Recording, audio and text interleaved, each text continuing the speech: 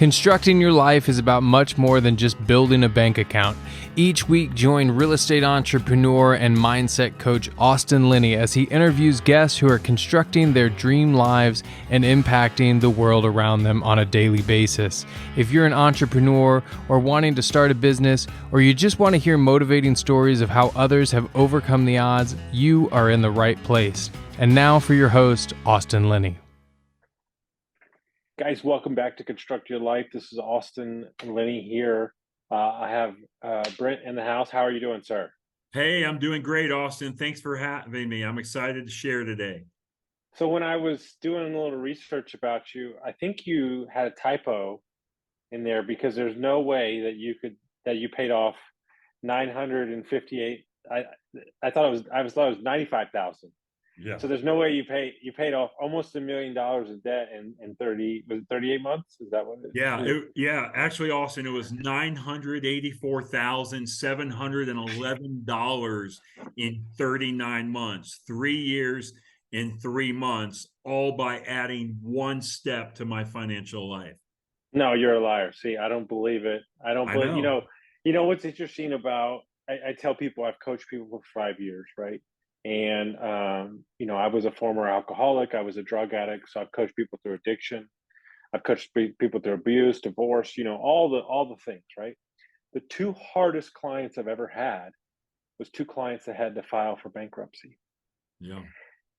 Because of the shame of that we don't talk about money, right? And for me, it wasn't until I worked at a private equity firm that I realized how money works. You start learning, we're getting our money from Blackstone, blah, blah, blah. You're starting to realize all these different things, right? When you're out there preaching your message and you're talking about, debt as a whole, when used properly, I'm not saying anything people don't know, it could be great. But when it's not, and you get over your skis like you were, it feels like a noose. I mean, for lack of a better word, it feels like a noose around your neck. It suffocates your thoughts. It suffocates everything. Is that what you see when you talk to people? Is they've just got them a place and they don't even know how to start?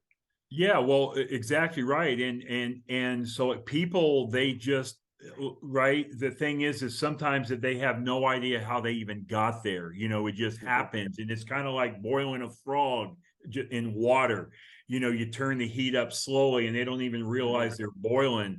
Just so like to their death, and in this context, and just to their like financial death.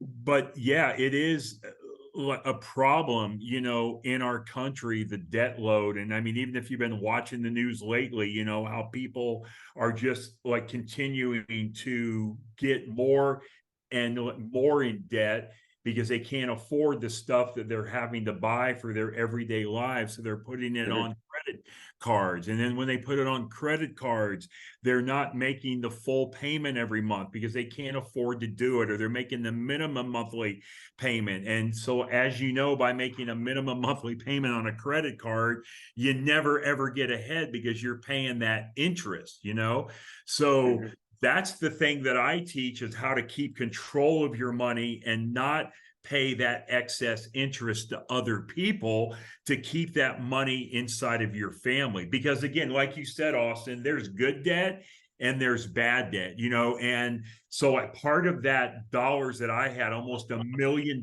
in debt, it wasn't all bad debt.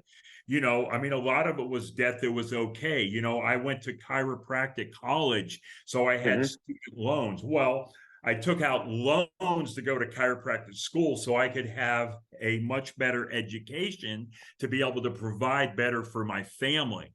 So that necessarily is not bad debt, but then you get people that are going and they're spending and using their credit cards to go to Walt Disney World, and they can't afford to go, but they're going to use it to do that. Or they're going to go to Starbucks every day and use their credit cards for that, and they really can't afford to do it. So there is a difference between the good debt and the bad debt. I totally agree. So what for you and your personal journey, what was the linchpin or the wake up moment for you where you realized, like, I can't do the thing I'm doing anymore, and you're staring at that huge number? What was the catalyst? Yeah, well, again, this concept called the infinite banking concept, which I Mhm. now teach and which I learned, right? Again, so it's nothing that I invented. There's a guy that wrote a book named R. Nelson Nash, and he wrote this book, Becoming Your Own Banker. And I was at a chiropractic conference one time and I heard somebody speak on this concept. And I was like, that looks really good, but it just seems too good to be true, right? There's no way you could possibly do that. Yeah. And that was back in 2006, Austin. And I Yeah. heard that message. And for 2 years, I did nothing. I did nothing at all to change my financial life for 2 years because I thought Mhm. the message was too good to be true.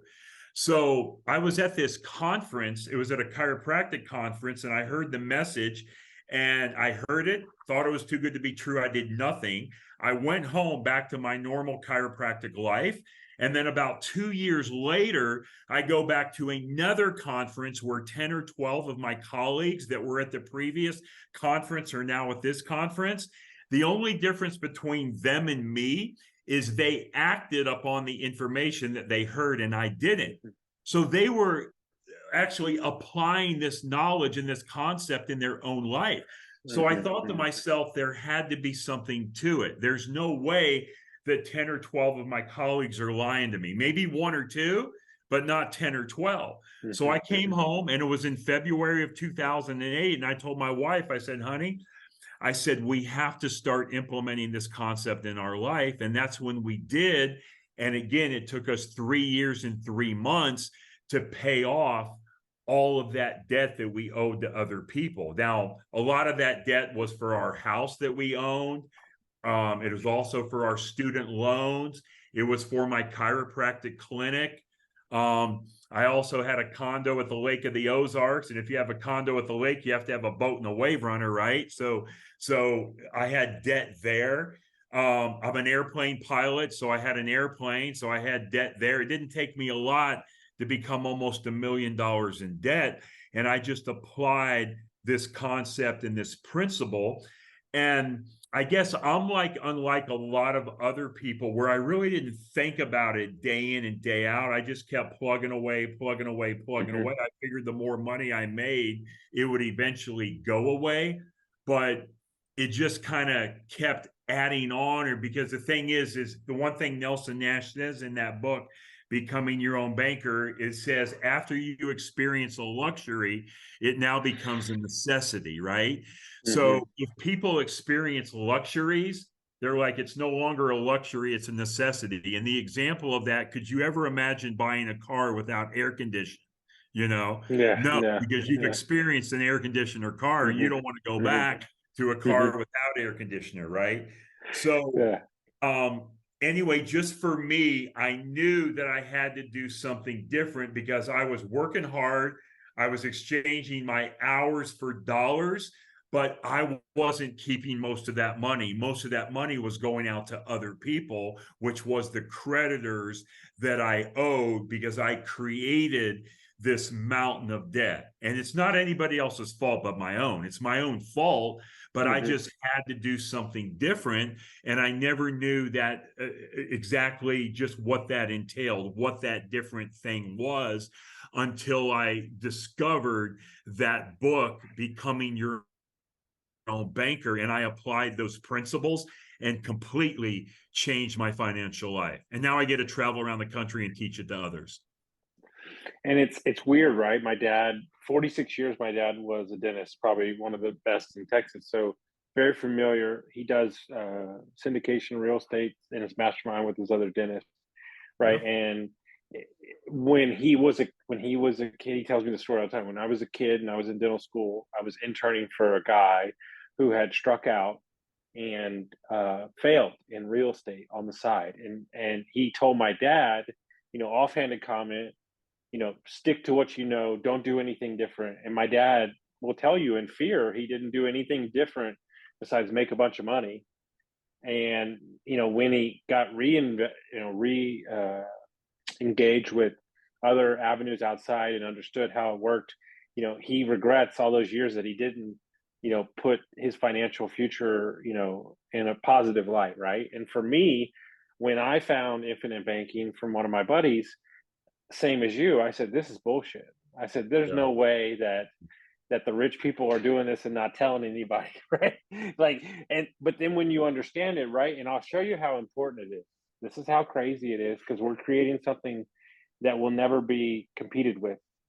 So we had big plans for our private equity firm. We want to buy small businesses, affect small towns. We are actually implementing an infinite banking plan for all of our employees.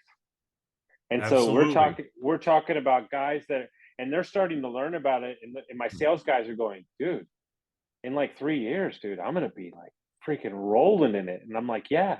And it's only going to grow from there. And I try to tell people all the time, I'm 40. Anytime I meet anybody 20, 18, they said, what should I do? I said, get an infinite banking policy, a whole life insurance, start now. So at Yes. 40, you're basically just free. And that is cool that you're 40, Austin. That's where I started, was 40. Mm-hmm.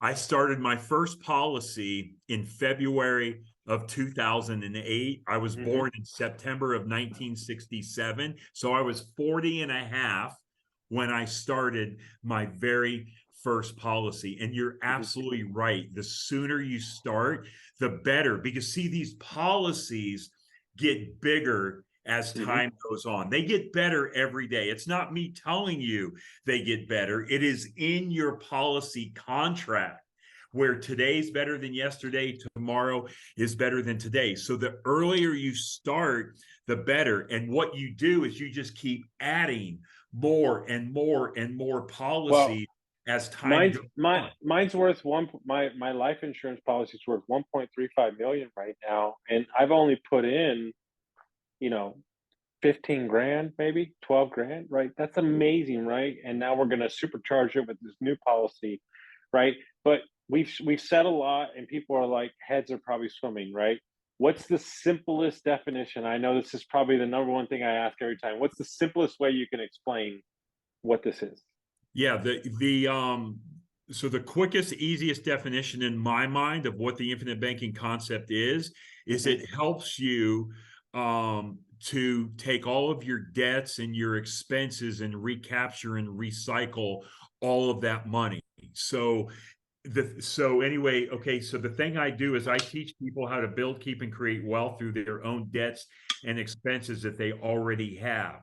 So the thing that people do is they go out and they buy stuff, whatever it is that you want, because it's infinite, any product or service. And I like to use the example of a car, because everybody buys cars. They don't only buy one car, they buy multiple cars through their lifetime because they wear out or they get tired of them.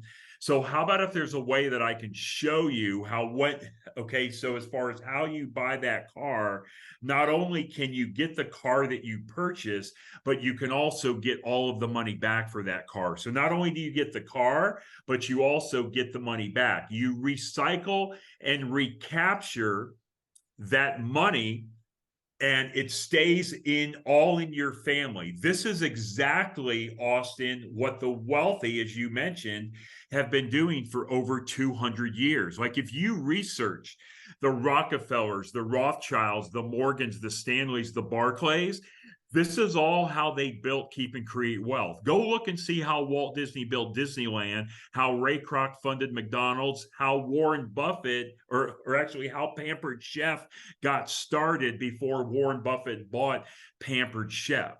This is what they do. There's a guy out there named Robert Kiyosaki. He's famous for a book called Rich Dad, Poor Dad. He also wrote a book called Second Chance. Robert Kiyosaki talks about this concept in that book, Second Chance.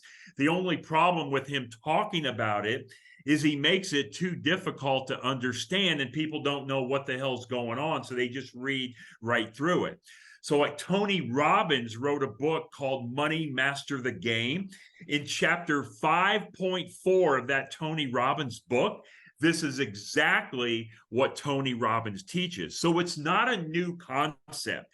It's not new. It's not on trial. It's not being tested. It's been around for over 200 years. So all we're doing now, Austin, is we are applying those concepts and those principles that the wealthy have been using for over 200 years. And as long as all we do is take those tools and use them for ourselves, now our results are going to be the same. Build, keep, and create wealth within your own family the same way that the wealthy has been doing. But the one thing you said earlier, Austin, and just when you were talking about your dad, and again, I talk to a lot of doctors. I do dentist groups, orthodontist groups. I mean, I speak in front of big organizations of only dentists, only orthodontists, chiropractors, things like that, right? So all of those people are pretty good at making money, but most of them suck at keeping their money. That's the problem. They know how to make money, but they suck at keeping it. And so, like, even with your dad, he was probably good at making money, but he was listening to what everybody else was doing at a certain point in his life. And he said, no, no, no, this is what you want to do. You want to put your money in a 401k, an IRA, a qualified plan, the pension, and what you want to work for many, many years and pay into all these plans, these qualified plans, and then everything will be good in retirement. Well, that crap is not working for people. People are taking a bloodbath in those plans. So now what we're doing is we're doing a little outside of the box thinking and not doing what our parents did, our grandparents, our friends, our colleagues, and our coworkers. And we're going to take control of our own money, all without taking any additional risk, all without changing your cash flow, all without working any harder, or and all with keeping complete control of your money. So essentially, Austin, all we do is add one step to your financial life, not change anything that you're doing, just add one additional step. And when you do that, it is a game changer in your financial life. What is that step? That step is putting money into this infinite banking concept. So in other words, pay yourself first, which, as you stated earlier, what we're going to do is we're going to buy a whole life insurance policy in a mutual company that pays dividends. And that is going to be our wealth building vehicle. Now, I know what a lot of the listeners are thinking right now. They're thinking, whole life insurance?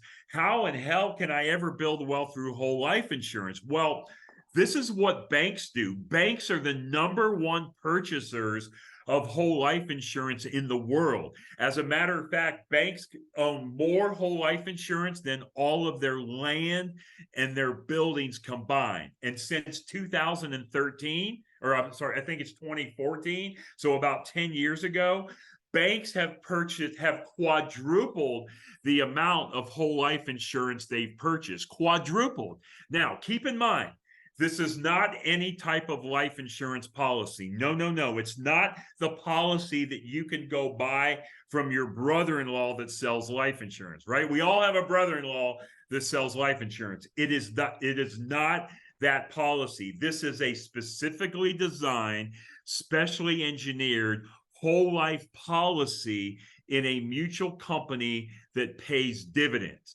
It's not a term. It's not an index universal. It's not a variable. It's not a UL.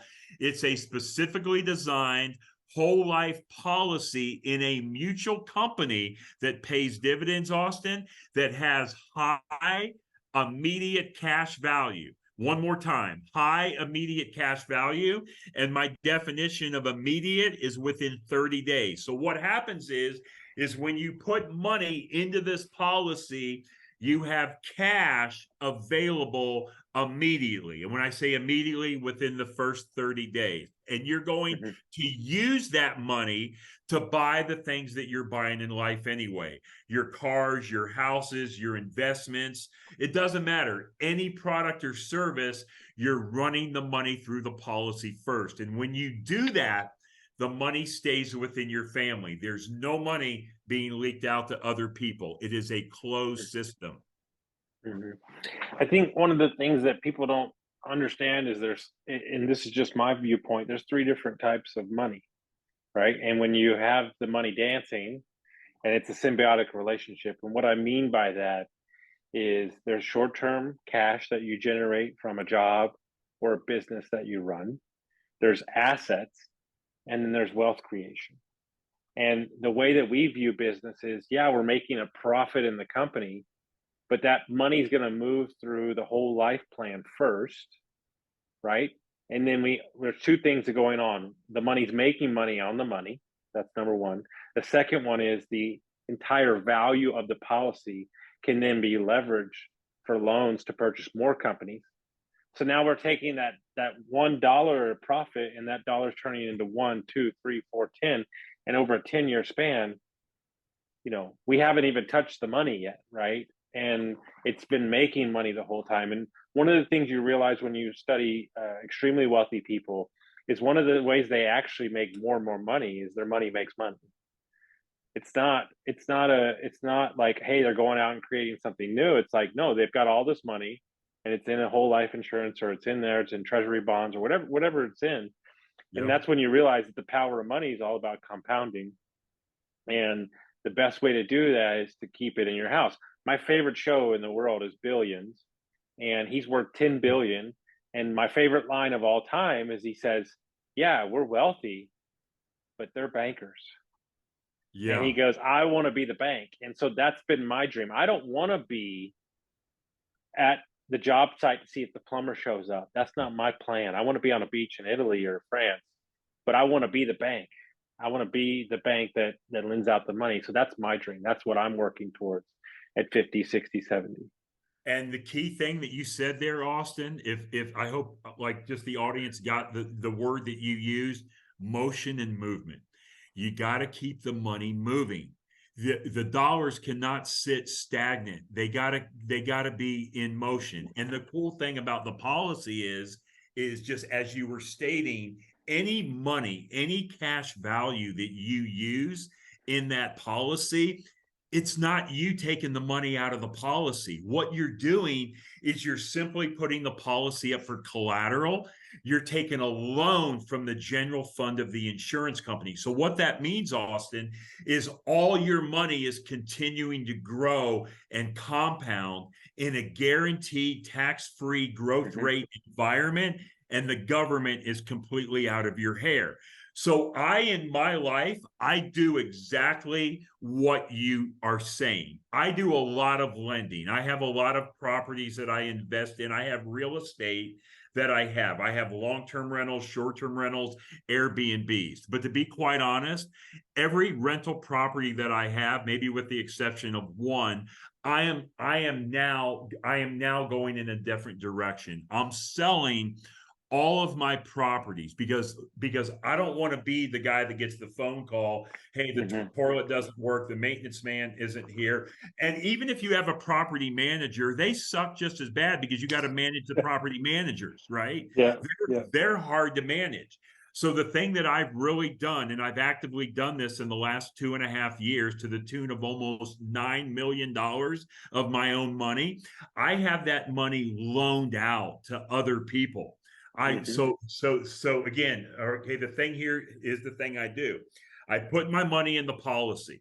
I take a loan from the general fund of the insurance company and I give that to somebody as a loan. And what rate are you paying? What rate are you paying the insurance company?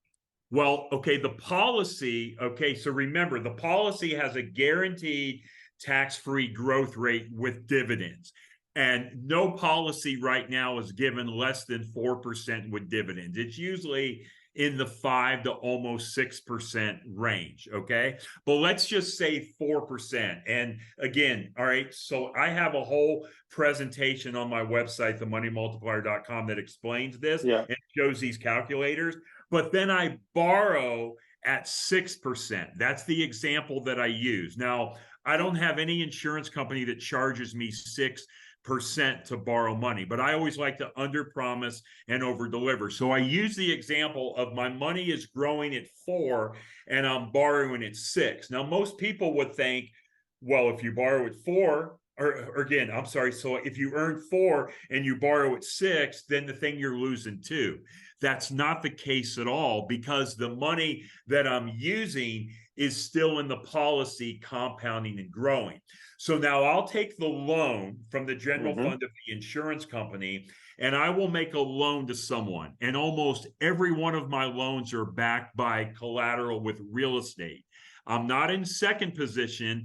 I'm in first position. I even have a shirt that says, if you're not first, you're last, right? So I Mm-hmm. don't like being in second position. I loan in first position, and I have not made a loan. I was just telling just a guy that is here with me for a couple days on the way over here today before I started this podcast. I have not made a loan in the last 24 months for less than 14% interest. Mm-hmm. So the majority of it is my lending is at 16%, where I'll get interest only payments. And there's lots of people out there that'll borrow from you at that amount. Now, it depends kind of where the interest rate environment is. Right now, we're kind of in a higher interest rate environment. So if I was having this conversation with you 4, 5, 6 years ago, I might be telling you I'm getting 10 or 12%. Yeah, of course. But now it's 14 to 16. And what are people going to say, right? I already know what they're going to say. I used to be a hard money lender. People are going to say, well, why would somebody take a loan out at 14%? Well, let me tell you why they take it out, for 2 main reasons. Number one, so they can't get approved at the bank because their debt to income ratio doesn't match up. And even if they could get a loan from a bank, they don't want to go through the proctology exam they have to go through to get approved for the loan, right? So they don't want to do that. And number two is that they need more money than the bank is willing to loan them. Because see, a banker takes a look at your stuff, and he can only go within a certain guidelines based on his banking regulations of how much he can loan out. And there's terms and restrictions and all of that. So all I care about is, hey, tell me what is the asset that I'm loaning against? What is the collateral? And I'll give you an example of a guy I just loaned money to last month, actually in July. And he bought a house in Buffalo, New York. And so the house cost 1.5 million, and it was appraised at 1.7, and he only had 500 grand to bring to the table. So I said to him, I said, Joe, I said, I'll loan you the money, but you're not going to like my terms. You're going to pay me 16% interest only on the loan. So I loaned him $1 million, 16%. So every month he pays me a check for $13,333. Now, I'm always like, in the back of my mind, I'm like, okay, how about if the loan goes bad? If it goes bad, how do I fall back on it? Well, here's what I do.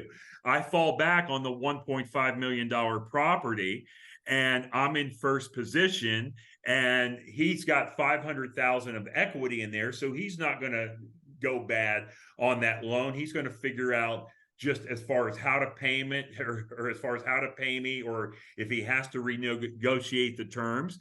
But those are the type of loans that I do. Now, I'm not saying they're all at 16%. Actually, there's a few that are more, but in the last 24 months, I have not loaned anything less than 14% on anything, and I have real estate as collateral. I had a guy who I was friends with who knew a developer in South Florida who would get her money for like 10%, but there was some construction stuff that she couldn't get loans from a bank. She would pay 25 to 30% on her money. And people would go, why the hell would she do that? She was making $500 to $1 million of profit for every development. She didn't care. Yeah. People, they have so many laws and rules around money. For me, when my whole world cracked open when I worked private equity and a hard money lender, is to realize that the entire world revolves around arbitrage. Yeah. You're saying 6% to 16%, you're making 10% on your money. You don't have to wait for the contractor there. You don't have to do any of those things. In my eyes, I live my entire life based off of what does my lifestyle look like? Are you going to bother me?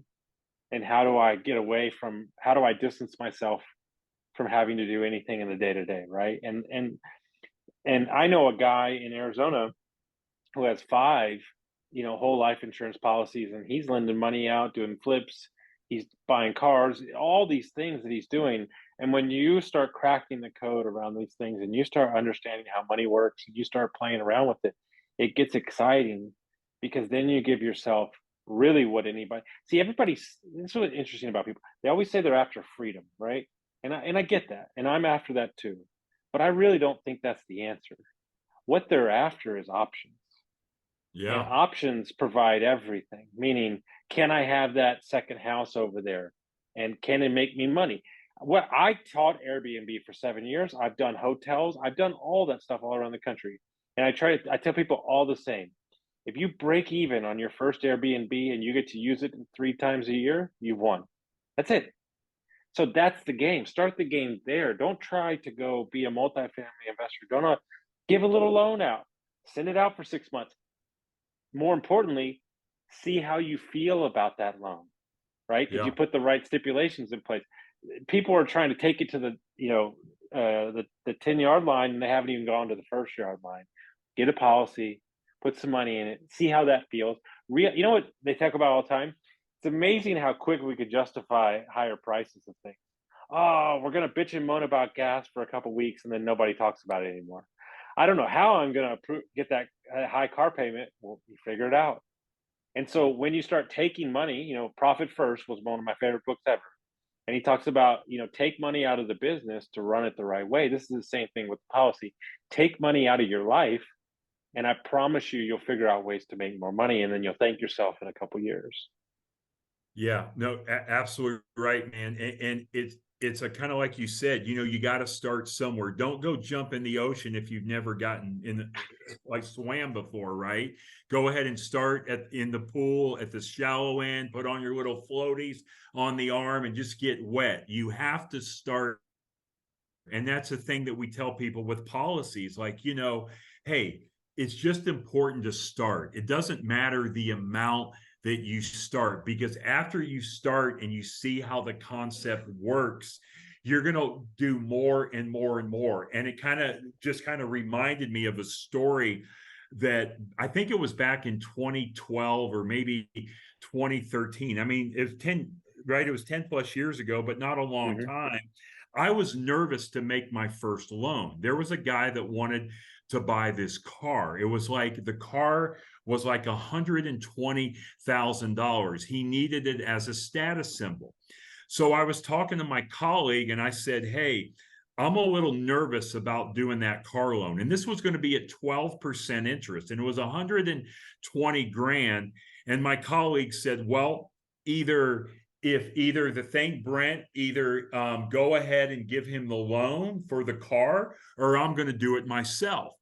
So I thought to myself, okay, so if I don't do it, he's going to do it. So anyway, how it ended out is I was still a little nervous about it. So I asked him, his name was Ray. And I said, Ray, are you willing to go in half with me? I'll do half of the loan. I'll finance 60 grand and you finance 60 grand. And he said, yeah.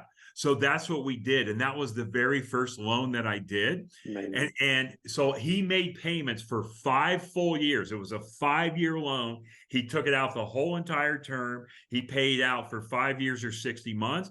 So then I'm like, well, this is pretty cool. So then I did another one and another one and another one. And they just kept going on and on and on. So now when this guy calls me and says, I want to borrow $1 million for a $1.5 million house, the only thing I thought of is like, okay, here's the interest rate and here's the terms, and I need to be in first position on the collateral. What is the collateral? The collateral is the property. Well, what is the appraisal on the property? It's 1.7. So to me, it was a no-brainer to loan $1 million on a $1.7 million house, because worst case scenario happens, he doesn't pay. Now I own that $1.7 million house, because I will foreclose on him the same way a bank would foreclose if you don't make the payments. That's so great. So if people want to find out about the podcast, they want to go to your website, they want to learn more about this, how would they do that? Yeah. So anyway, our website is www.themoneymultiplier.com. So TheMoneyMultiplier.com. themoneymultiplier.com.